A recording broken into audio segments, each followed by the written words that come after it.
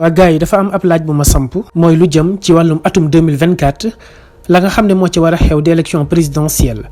ndax gis ngeen ne yéen élection yooyu président Macky Sall war na cee bokk loolu moom ñëpp am nañ ci ab réponse waaye bu fekkente ne moom dafa forcé pour bokk ci lan ngeen gis ne sénégalais yi war nañ koo mën a def ba daal di koy faagaagal ci boobu lépp élection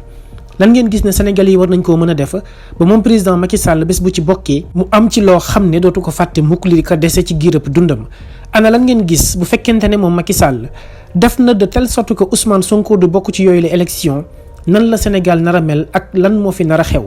lan ngeen gis ne loolu la Sénégal nar a mel bu fekkente ne Ousmane Sonko bokkul ci élection présidentielle yu 2024 ak kan moo ko nar a jiite. lan ngeen gis ne Sénégal noonu la nar a mel ji bu fekkente ne suñu pétrole ak suñu gaz tayle nañ ko ci ay loxo koo xam ne wóoluwuñu ko lan ngeen gis ci Sénégal gile bés bu ñu ko bàyyee ak keneen koo xam ne dafa mel ni président Macky Sall ñu jëlee ko fi tout simplement fal fi keneen koo xam ne xamuñ ko mu doon lan la réew mi nar a nekkee. tey jii ñëpp xam nañ ne Sénégal am na lu mu soxla mooy lu jëm ci wàllum changement Sénégal am na lu mu soxla ci lu jëm ci wàllum gis-gis bu bees ci wàllum adduna bi niñ koy gérer Sénégal am na lu mu soxla ci wàllum colin gu bees Sénégal am na lu mu soxla ci wàllum doxalin gu bees loolee lépp nag moo waral ñu samp yi leen laaj président Macky Sall ndax war naa bokk wala warul bokk loolu ñun ñëpp am nañ ci ab tontu mooy que ne warul bokk loolu mooy yoon waaye nag ñëpp xam nañu dëkk bi yoon doxu fi bu fi yoon doxoon Papito Kara du nekk ba tey jii ci prison yi bu fi yoon doxoon Cheikh Oumar Diagne du nekk ci kaso bi bu fi yoon doxoon Abdou Karim Gueye du fa nekk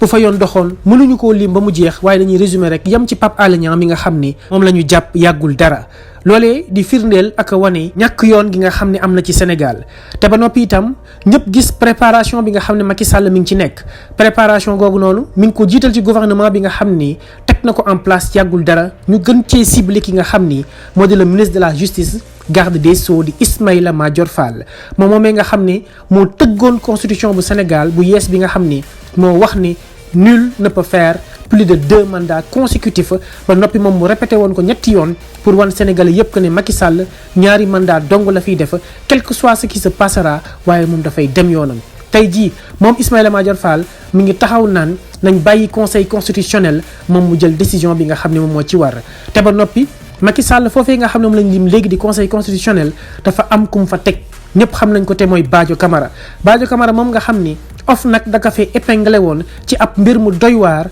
moom Badio Camara mu dem ci président Macky Sall Nafi Ngom Keïta dem di ko boole ak moom Macky Sall ni ko bàyyil jàmbur bàyyil mu sedd ñooñee tey ñoom ñoo jiite ñaari institution yoo xam ni tey bu ñu deful attention mën nañ ñoo indil jafe-jafe moo waral ñu samp bile laaj bu fekkente ne président Macky Sall bokk na ci élection présidentielle bu 2024 yow mii may waxal lan nga fas yéenee def nan nga fas yéenee gérer mbir mi ñun ñëpp xam nañ nag zéro violence zéro xeex zéro sànni xeer zéro taal dëkk bi waaye nag lépp loo xam ni war nañ koo def kii mën a éliminer président Macky Sall war nañ koo def man de sama xalaat laa la siy wax yow boo noppee jox ma ci sa bos sama bos man lan la mooy ñun ñëpp nañu dem uti carte électeur ñun ñëpp nañu amal suñu ay nemmeeku tour ci suñu ay koñ ci suñu ay gox-goxaat ñun ñëpp nañuy amal suñu ay waxtaan ak ñi nga xam ni ba tey jii ñi ngi nelaw comme le lion qui dort au palais ñun ñëpp nañu amal ay waxtaan ak ndaw ñi ngir ñoom ñu xam ne kat ci ñiy defar dëkk bi la ñu bokk ñun ñëpp nañu amal ay waxtaan ak mag ñi nga xam ne ñenn ñi ngi def seen xel ba tey li leen Macky Sall gëmloo ko Ousmane Sonko terroriste la Ousmane Sonko ku bon la Ousmane Sonko ku soxor la loolee lépp nañ ci waxtaan ak ñoom nañu waxtaan ak ñi nga xam ni ba tey mbirum politique intéressé wu leen te xamuñ ne politique ñun ñëpp ñoo ko bokk te képp ku ci nekkul rek xamal na yow yaa ngi lor sa bopp ndax yow ci boppam yaay le premier acteur politique ndax faire de la politique c'est l'art de gérer la cité et tout un chacun parmi nous fait partie de cette cité là loolee nag buñ ko bëggee bàyyi ak des médiocres Sénégal ci jafe-jafe lay continuer dund yow mi may waxal jox ma sab xalaat ci commentaire yi te nga abonné ci suñu chaîne AGT News saa su ne ñu leen di dégtal ay xibaar yu wér te wóor waaye itam di leen defal ay jàngat yu am solo